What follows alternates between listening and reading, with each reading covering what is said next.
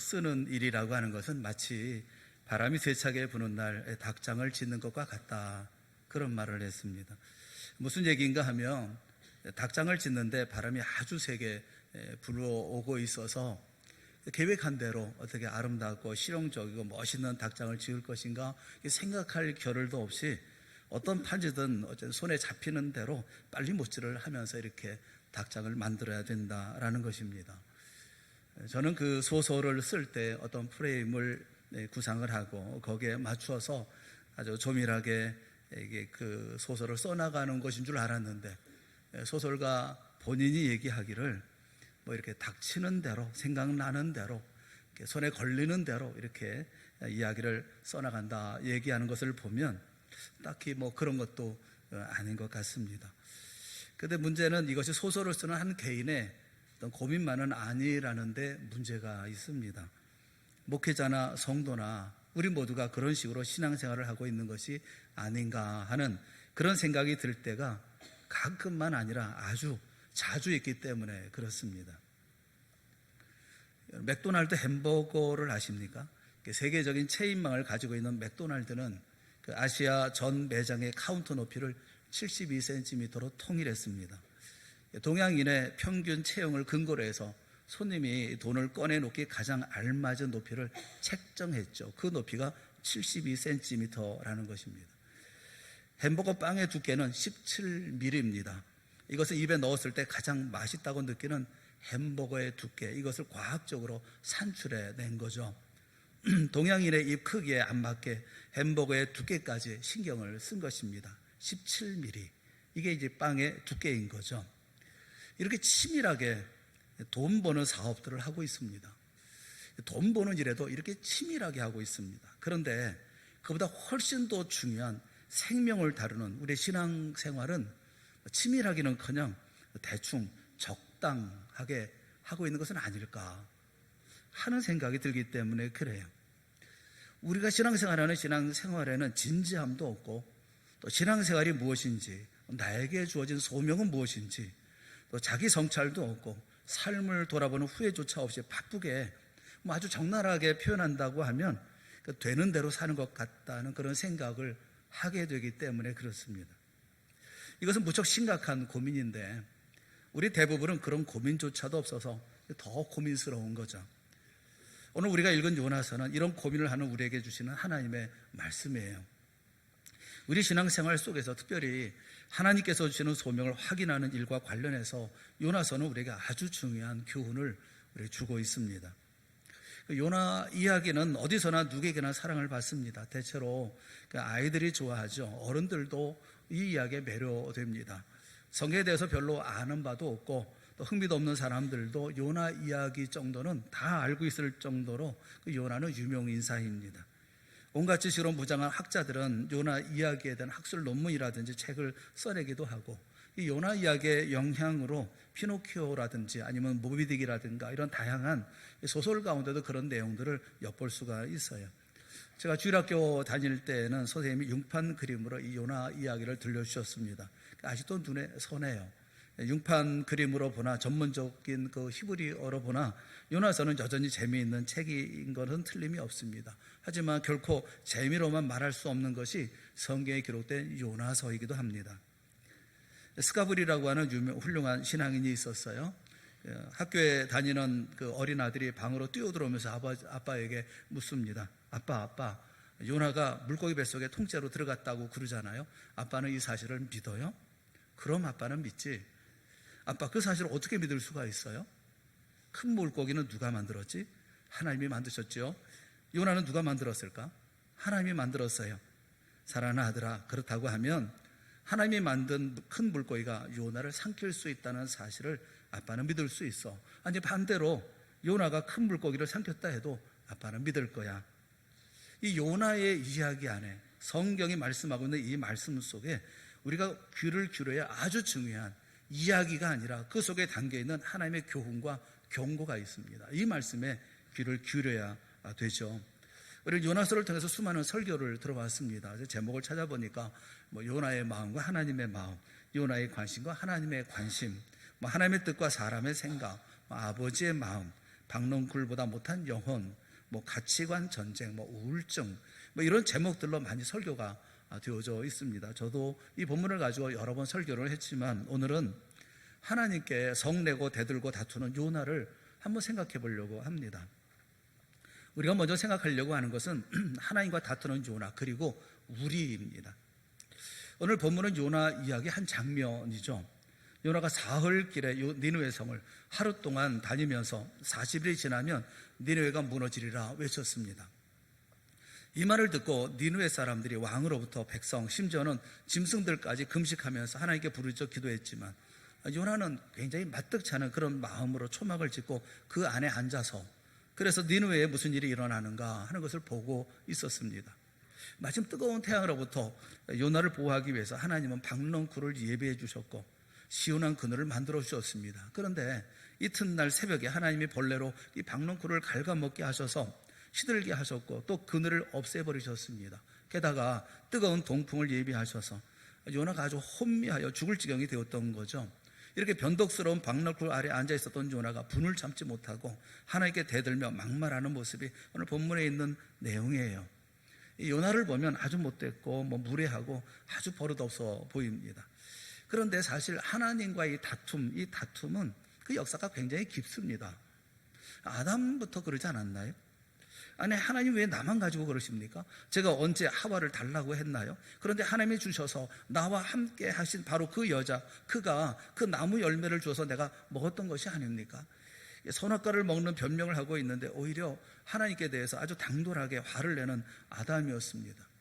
그 아버지의 아들이 가인이었죠. 가인도 그래요. 자기가 동생 아벨을 돌로 쳐 죽여놓고 네 아우 아벨이 어디 있느냐 물으시는 하나님께, 아니 아벨이 어디인지 왜 내게 묻습니까? 내가 내 아우를 지키는 자입니까? 라고 오히려 성내는 것이 가인이었어요. 모세는 더 적나라합니다. 광야에서 양을 치던 그를 찾아와서 애굽으로 가서 이스라엘 백성들 내 백성을 이끌어내라 라고 말씀하시는 하나님의 말씀에 모세는 단번에 거절합니다. 못합니다. 할 수 없습니다. 못 갑니다. 갈 만한 사람을 보내세요. 하나님께서 여러 번 말씀하시지만 모세가 하나님과 다투는 이 사건 속에는 그 모세의 억장 무너지는 마음을 볼 수가 있어요. 모세의 성내는 이런 마음이 아닐까 싶어요. 아니 하나님, 40년 전에 제가 뭔가 하려고 할 때는 가만히 계시다가 다 늙어서 80이나 된 이제 나타나셔서 가라 말라, 도대체 뭐 하시는 겁니까? 이런 이 모세의 마음을 우리가 볼 수 있죠. 욥도 이유 없는 고난을 당한다고 억울해하면서 하나님 도대체 어디 계시는 겁니까? 저하고 좀 얘기 좀 합시다. 이 하나님을 향해서 분통을 터뜨리는 이들만이 아닙니다. 다윗도 베드로도 모든 믿음의 위인들도 하나님과 다투는 데는 능했던 그런 사람들입니다. 오늘 본문의 요나서 4장에도 성낸다라는 이 단어가 5번이나 등장을 합니다. 이 성낸다라고 하는 하라라고 하는 이 말은 불탄다는 거예요. 뜨거워진다는 겁니다. 성내고 분노한다는 이런 뜻을 가지고 있어요. 이 성낸다라고 하는 이 말이 요나가 지금 어떤 상태에 있는지를 진단할 수 있게 하고 또 그를 설명해 주고 있는 그런 단어이기도 합니다. 우리 안에 분노가 폭발한다고 하는 것은 뭔가 제대로 돌아가지 않고 있다고 하는 그런 것을 반증해 주고 표시해 주는 거죠. 요나가 뭐가 제대로 돌아가지 않고 있는 겁니다. 하나님이 니느웨를 용서하셨다는 사실을 깨닫습니다. 그리고 요나서 4장 3절 말씀해 보면 이제 내 생명을 거두어 가소서, 사는 것보다 죽는 것이 내게 나음이니이다 라고 이렇게 불평합니다. 그러자 하나님이 요나에게 내가 성내는 것이 옳으냐? 내가 왜 성을 내고 있느냐? 라고 물으십니다. 이 하나님과의 다툼의 절정은 8절 이하에 나와요.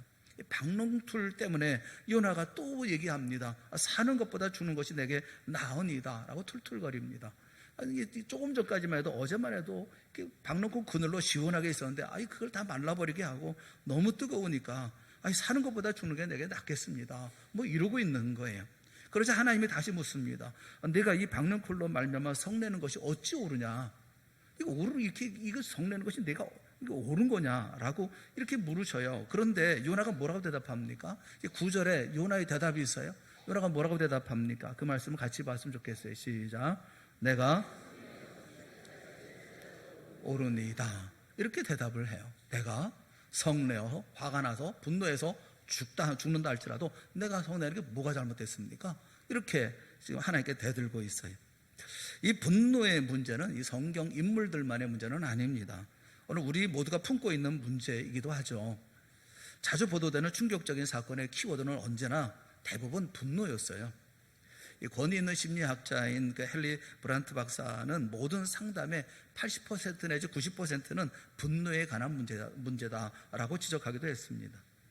물론 이런 분노라는 것이 우리를 해롭게 하고 또 무지하고 어리석은 일이라고 하는 거 우리는 너무나 잘 압니다. 하지만 분노하는 그 순간 요나는 지금 자신의 이 분노는 아주 확신에 차 있어요. 아주 당연한 분노고 마땅한 분노라고 확신하고 있습니다. 뭔가 어떤 열심에 의해서 분노가 불타오르고 있다고 하는 것을 우리가 알 수가 있죠. 우리는 본인이 생각할 때 아주 중요한 문제에 지금 집착하고 있는 겁니다. 그래서 내가 지금 화내고 분노하고 있는 거 이거 당연한 거 마땅한 거라고 생각합니다. 이렇게 분노하다 내가 죽는다 하더라도 틀린 거 없다 이렇게 생각을 하는 거예요. 어느 목사님이 어릴 때 이야기를 해주셨어요. 아주 어릴 때 친구 하나와 둘이서 우리 미래를 한번 설계해보자 이러면서 암탉 3마리하고 장닭 1마리를 사가지고 닭장을 만들어서 키우기 시작했다고 합니다. 학교에 갔다 오면 언제나 이 닭을 들여다보고 또 닭을 돌보고 하는 일들이 그 기쁨이었다는 거예요. 하루는 이 거금을 투자해가지고 대학 로또 하나를 샀습니다. 그래서 1900 몇 년부터 시작해가지고 이 닭들이 이제 그 달걀을 낳고 또 그 다음에 뭐 병아리를 까고 뭐 이러면서 이제 계산을 했습니다. 계속 밤새도록 계산해 보니까 한 30년쯤 계산이 되더라는 거예요. 30년 뒤에 보니까 자신이 그 암탉 3마리, 장닭 1마리 가지고 벌어들일 수 있는 걸 생각해 보니까 30년 후에는 자기들이 큰 부자가 될 수가 있겠더라라는 것입니다. 그래서 희망이 아주 부풀러 있었던 거예요. 앞으로 큰 부자로 살아가겠다, 이 닭들을 보면서. 그런데 며칠 지나서 학교 갔다가 집에 돌아와 보니까 닭장에 닭이 1마리도 없는 것입니다. 닭들이 다 어디 갔습니까? 왜 이렇게 됐습니까? 부모님에게 물어봤는데도 말씀이 없으신 거예요. 나중에 안 일입니다만 이 닭들이 남의 밭에 가가지고 자꾸 닭들이 땅을 파잖아요. 이 본성이 그 닭들이 풀어놓으면 막 이러니까. 그런데 이게 와서 남의 밭에 와가지고 자꾸 이게 닭들이 회방하고 쪼아먹고 자꾸 이렇게 해치고 그러니까 그 밭주인이 화가 나가지고 그 곡식에다 농약을 묻혀가지고 뿌려놓았던 겁니다. 그래서 몽땅 다 죽어버린 거예요. 이 목사님 얘기가 그래요. 그 텅 빈 닭장을 보면서 더도 덜도 말고 목사님 말씀이 아이고 나도 닭처럼 확 죽어버렸으면 좋겠다. 그렇게 생각을 했다는 거예요. 도무지 화가 나서 살고 싶지가 않더라는 것입니다. 여러분 잘 생각해 보세요. 우리는 보통 잘못이 외부에 있다고 가정하고 분노합니다. 남편이나 아내나 자녀나 또는 하나님이 우리에게 잘못하고 있다고 생각하고 그래서 배우자에게 또는 자녀에게 심지어 하나님께 분노합니다. 이게 바로 요나가 지금 하고 있는 거예요. 그래서 요나는 정말 하나님과 아주 심하게 다툽니다. 하지만 여러분 잘 아시는 것처럼 잘못은 우리에게 있을 때가 훨씬 더 많습니다. 실제로 우리의 분노를 곰곰이 따져보면 우리 안에 있는 잘못을 발견하게 되는 경우가 대부분입니다. 잘못된 정보, 불충분한 이해, 미성숙한 마음, 이것이 분노의 원인일 때가 굉장히 많아요. 사역의 현장에 있는 저희들도 종종 하나님과 다툴 때가 있어요. 어쨌든 대부분의 모든 사역은 주님의 인도하심을 받아야만 하는데 주님이 우리가 기대하는 대로 인도하시지 않을 때가 많기 때문에 그래요. 요나가 하나님과 다투었던 이유도 그가 생각하는 하나님과 실제 하나님의 모습이 너무도 달랐기 때문에 그렇습니다. 내가 생각하고 있던 것과는 너무 다른 일들이 벌어지고 있어서 그 가운데 그 마음에 충격이 되고 또 실망이 되고 나중에는 분노가 되어지는 거예요. 우리가 두 번째 생각할 것이 뭐냐면 우리가 분노하는 우리들이 뭘 생각해야 될 건가? 분노하기보다는 소명을 생각하라는 것입니다. 그렇다고 해서 요나가 하나님께서 주신 소명을 감당하지 못할 만큼 형편없는 사람이었다 이렇게 말하는 데는 동의할 수 없어요. 왜냐하면 요나는 적어도 말씀에 능통했던 사람이었기 때문에 그렇습니다. 적어도 하나님에 대해서 잘 안다고 말할 수 있었던 그런 사람이기 때문에 그래요. 요나서 4장 2절 말씀을 우리 한번 같이 보았으면 좋겠어요. 4장 2절에 요나가 고백하고 있습니다. 다 같이 봅시다. 시작. 주께서는 은혜로우시며 자비로우시며 더디하시며 인애가 크시사 뜻을 돌이켜 재앙을 내리지 아니하시는 하나님이신 줄을 내가 알았습니다. 하나님에 대한 요나의 지식은 전혀 문제가 없습니다. 그럼에도 불구하고 잘못된 정보를 가지고 있다, 불충분한 이해를 가지고 있다, 또 미성숙하다고 지적하는 이유가 뭡니까? 바로 그는 하나님에 대해서 알고 있다고 생각하고 있지만 사실은 하나님을 잘 몰랐다는 거예요. 그래서 하나님의 뜻을 실천하는데 미숙했다는 겁니다. 요나의 분노는 유치함과 어린애 같은 절망에서 터져나왔던 분노였습니다. 그의 분노를 촉발시켰던 것은 신학적 오류가 아니에요. 바로 그의 영적인 빈곤함 때문이었습니다. 복음 사역의 소명을 맡은 자로서 요나는 초년병이었고 아직 상황 파악도 제대로 안 되는 유치한 수준의 사역자였다는 것입니다. 사랑하는 여러분, 요나는 지금 복음의 생기가 들끓고 있는 엄청난 하나님의 역사의 현장 한복판에 그는 있는 거예요. 모든 예상을 뒤집어 엎고 니느웨가 구원을 받습니다. 엄청난 하나님의 생명력이 나타나는 현장에 지금 요나는 있는 거예요. 이렇게 될 수 없는 그런 일들이 벌어지는 생명의 현장에 요나는 그 가운데 있는 것입니다. 그런데 요나는 편협한 자기 고집 때문에 아무것도 보지 못하고 아무것도 듣지 못하고 아무것도 느끼지를 못합니다. 요나는 니느웨 멸망을 예측했지만 그런 일이 일어나지 않았다는 그 사실만을 거론하면서 하나님께 모든 책임을 돌리고 분노하고 있는 것입니다. 요나는 자신의 영적 소명이 엄청나게 확장되었다는 사실을 미처 깨닫지도 못했고 알지도 못했다는 거예요. 윌리엄 제임스라고 하는 분이 그 책을 썼어요. 종교적 체험의 다양성이라고 하는 그런 유명한 책을 썼는데 그 가운데 우리 크리스천들의 신앙 성숙의 단계를 4단계로 설명을 했어요. 우리가 신앙이 자라나는데 단계가 있는데 4단계가 있다. 우리 신앙이 점점 자라면서 높은 경지에 오르게 되어지는데 그 4가지의 단계가 있다는 거예요. 그 첫 번째 단계가 뭐냐면 현실적인 이기주의를 극복하는 거다. 그렇게 말해요. 예수님께서 말씀하셨잖아요. 자기를 부인하고 자기 십자가를 지고 나를 쫓을 것이니라. 지지난주에 말씀을 드렸어요. 자기를 부인하는 거, 이기심을 버리는 거, 이것이 첫째라는 것입니다. 그리고 하나님의 넓은 세계를 지향해야 된다는 거예요. 내 좁은 생각, 내 자기 생각에 집착하는 거, 이것은 아직 신앙생활에 입문도 하지 못했다는 겁니다. 자기를 버리는 거, 성장을 위한 첫 번째 단계는 자기를 버리는 거, 이게 첫째라는 거예요. 두 번째는 그 초능력적인 하나님의 역사가 내 생활 속에 연계되어져 있다는 것을 아는 것이라고 얘기를 해요. 무슨 말이냐 하면 하나님의 놀라운 역사, 우리가 상상도 할 수 없었던 그 큰 역사 속에 내가 있는 거예요. 하나님의 큰 능력 안에 내가 있는 것입니다. 하나님의 그 놀라운 구원하시는 강력한 사역 속에 내가 있고 하나님의 진행하시는 그 역사 속에 그 우리가 감당할 수 없는 역사 속에 우리가 있다고 하는 것을 아는 거예요. 우연은 없어요. 모든 것이 하나님의 뜻 가운데 이루어진다는 것을 강하게 느끼는 것입니다. 내가 하나님의 엄청난 그런 이 사역, 이런 사랑과 그런 모든 역사 속에서 이런 역사 속에 내가 있다는 것을 아는 그거. 하나님의 역사는 놀랍다고 하는 사실, 이것을 아는 그것이 바로 두 번째라는 두 번째. 세 번째는 자기 한계를 아는 거예요. 내가 할 일은 이것뿐이요. 나머지는 하나님이 알아서 하실 일이라는 것을 아는 겁니다.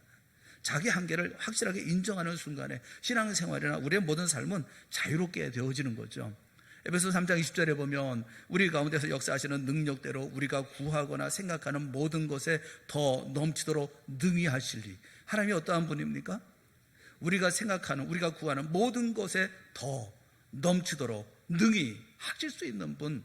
빌립보서 4장 7절에 보면 모든 지각에 뛰어난 그 하나님, 그 하나님을 인정하는 것, 그것이 세 번째라는 거예요. 그리고 마지막 네 번째, 그 네 번째 모든 중심에는 사랑이 있음을 아는 것이라는 겁니다. 이것이 영성의 극치라고 얘기를 해요. 영성의 핵이라고 얘기를 합니다. 그 중심에 사랑이 있는 겁니다. 모든 세상을 사랑으로 보고 사랑으로 듣습니다. 합동하여 선을 이루시는 하나님의 사랑의 세계를 기대하게 되어지는 거죠. 이것이 영성의 높은 경지라, 이렇게 그는 설명을 하고 있어요. 자신을 부인하는 거, 하나님의 놀라운 역사가 우리 가운데 있다고 하는 사실을 아는 거, 그 가운데 나는 아무것도 할 수 없는 존재라고 하는 내 한계가 미비한, 아주 그 하나님의 능력, 하나님의 역사 속에는 아무것도 아니라는 거, 그것을 아는 것, 그리고 그 가운데는 사랑이 있다는 거, 이것이 성숙의 4단계라고 설명을 합니다. 그렇다면 요나는 신앙 성숙의 첫 번째 단계부터 실패하고 있는 거죠.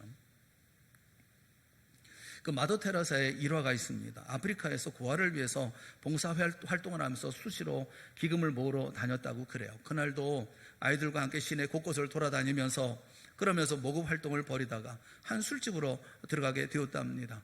아이들이 굶주리고 있습니다. 조금만 도와주십시오. 마더 테레사가 아이들을 데리고 나타나자 술집 안에 있던 손님들이 힐끔거리며 쳐다보았습니다. 그러다가 취객 중에 한 명이 그 맥주를 끼얹어 버리고 말았어요. 사람들의 시선이 일제히 그녀를 향했죠. 그런데 그녀는 온화한 음성으로 제게 맥주를 선물하셨군요. 이 불쌍한 아이들을 위해서는 무엇을 선물하시겠습니까? 미소를 지으면서 그렇게 이야기를 했다는 거예요. 그러자 잠시 후에 그곳에 있던 모든 손님들이 모금함에 돈을 넣었다는 것입니다. 여러분, 뭐가 중요한 건지 여러분 알아야 되는 거 아니겠어요? 무엇을 위한 삶인지 우리가 정리가 좀 되어야 되지 않겠어요? 믿음의 사람들이라고 하면 무엇에 분노해야 되고 또 무엇을 간절히 원해야 되는지 우리는 알아야 되는 거 아니겠습니까? 허드슨 테일러라고 하는 유명한 선교사가 있습니다. 중국의 첫 번째 선교사이기도 했고 또 중국의 선교의 문을 열었던 분이에요. 그분이 선교 사업을 하던 중에 고국으로 돌아왔습니다. 돌아와서 후배 선교사들 또 동역자들을 또 많이 모집해 가려고 고국으로 돌아왔어요. 그 얘기를 듣고 많은 선교 지망생들이 모였습니다. 허드슨 테일러는 한 사람 한 사람이 면접을 했습니다. 시험을 봤죠. 선발하게 되면서 면접하면서 그렇게 질문을 했다고 그래요. 당신은 왜 중국에 선교사로 가려고 하는 것입니까? 어떤 이가 대답하면서 중국의 많은 영혼들을 구원하기 위해서요. 어떤 사람들은 중국을 변화시키고 문명의 세계로 인도해야 되겠는데 그러기 위해서는 선교가 꼭 있어야 할 일이라고 생각을 합니다.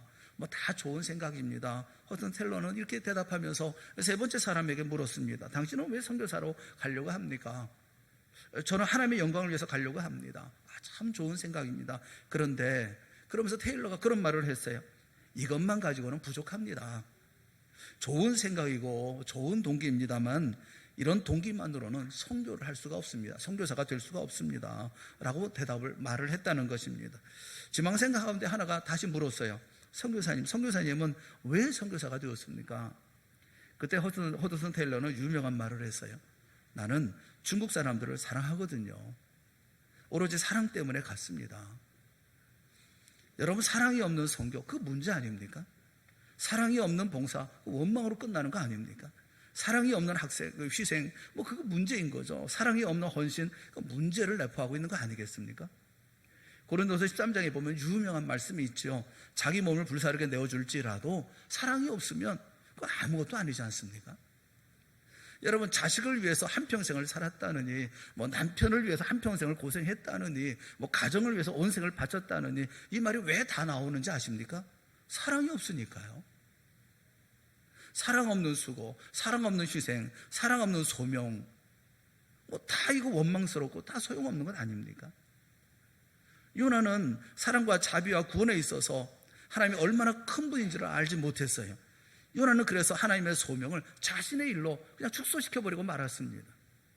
요나는 자신의 생각과 기대만으로 모든 것을 해석해버리고 말았던 겁니다.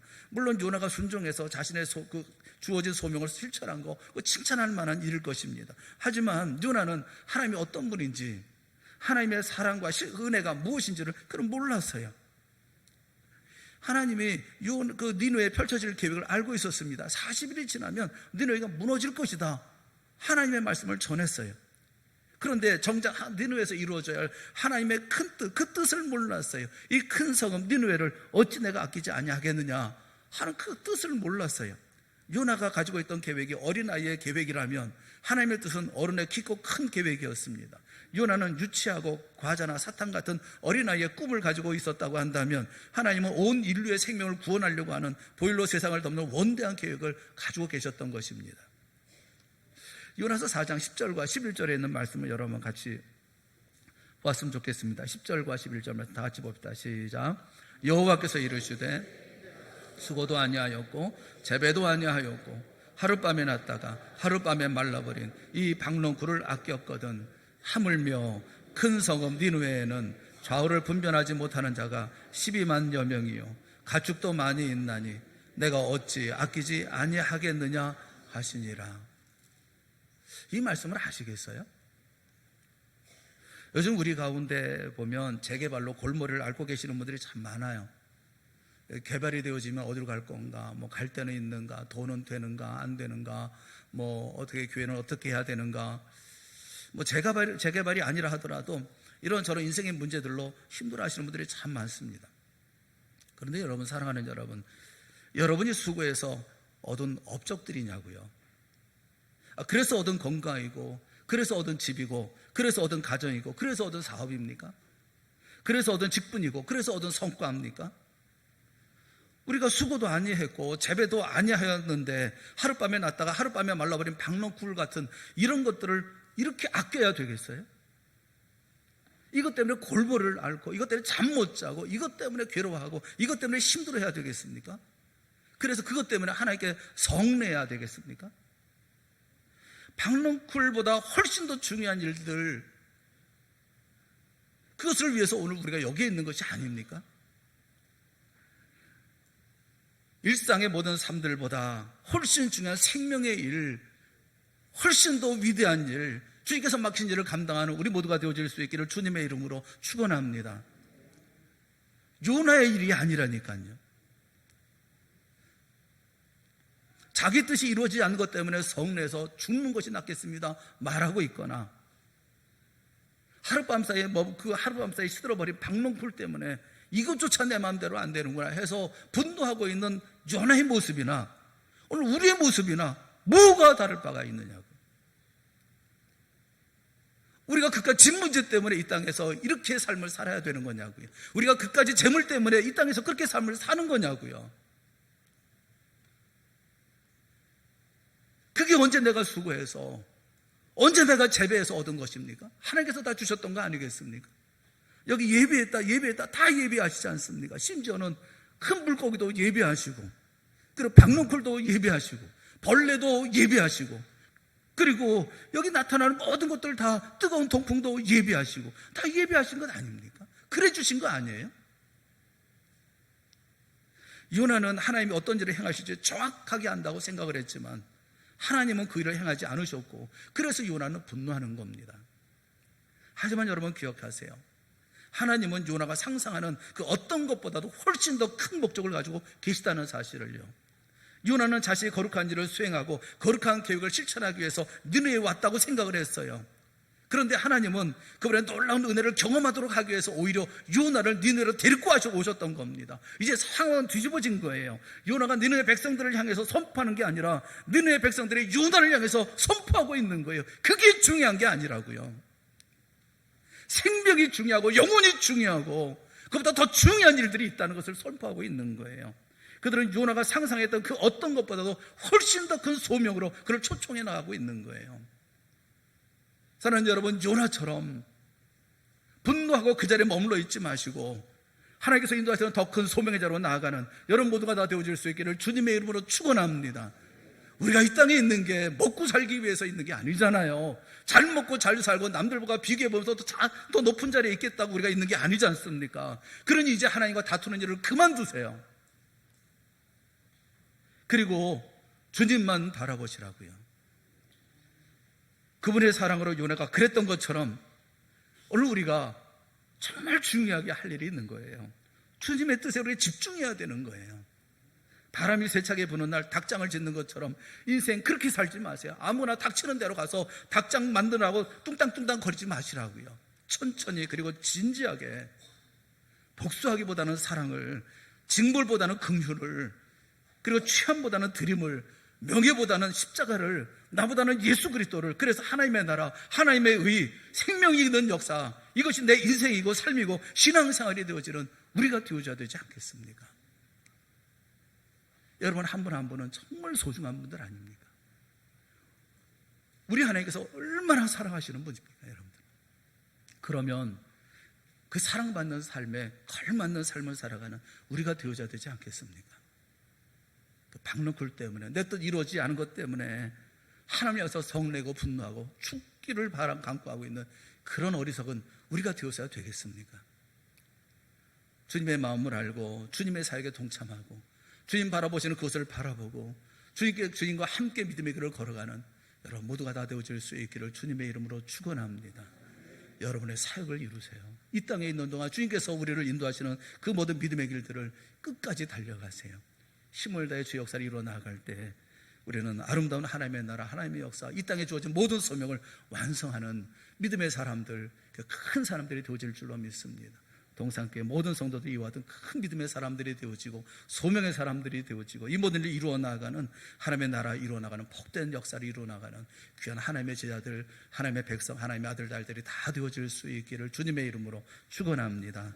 기도하겠습니다. 사랑하는 하나님 아버지, 주님께서 우리에게 은혜를 베풀어 주셔서 눈을 열어 주시옵시고 우리의 마음속에 들끓는 이런 모든 세상적인 것들, 그보다 하나님께서 우리에게 보여주시는 그 넓은 세상의 영적인 세계, 생명 있는 세계, 살아있는 세계를 바라보는 우리 모두가 다 되어질 수 있도록 인도하여 주시옵소서. 그래서 우리 모두로 맡겨진 모든 소명을 감당하며 기쁨으로 찬송하며 주님을 노래하는 우리 모두가 되어질 수 있도록 인도하여 주시옵소서. 사랑하는 성도들의 마음속에 하나님의 나라가 이루어지게 하시고 우리 가정의 이와 같은 하나님의 통치가 이루어지게 하여 주시옵시고 동산교회가 이 하나님의 나라 이루어 나가는데 가장 앞장서는 천병이 되게 하여 주시옵시며 이 나라, 이 땅, 이곳, 우리가 있는 그곳마다 하나님의 영광의 놀라운 역사가 나타날 수 있도록 힘다해 달려가는 저희 모두가 되게 하여 주시옵소서.